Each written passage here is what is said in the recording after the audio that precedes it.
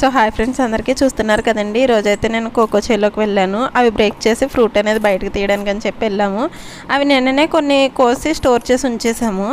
ఈరోజైతే కొంచెం వీలు చూసుకుని వెళ్ళాము. మళ్ళీ ఆఫ్టర్నూన్ అయితే పిల్లలు స్కూల్ నుంచి వచ్చేస్తారని చెప్పి మార్నింగ్ టైంలో వెళ్ళాము. చూస్తున్నారు కదా, అలా కోసేటప్పటికి అలా అయ్యాయి కొన్ని. ఈసారి అయితే తక్కువే వచ్చాయి. చూస్తున్నారు, వాటర్ అనేది అలా అవుతే కనుక మనకి 3 days తర్వాత మళ్ళీ గింజలు తీసుకుని ఎండబెట్టుకోవడానికి బాగుంటుంది.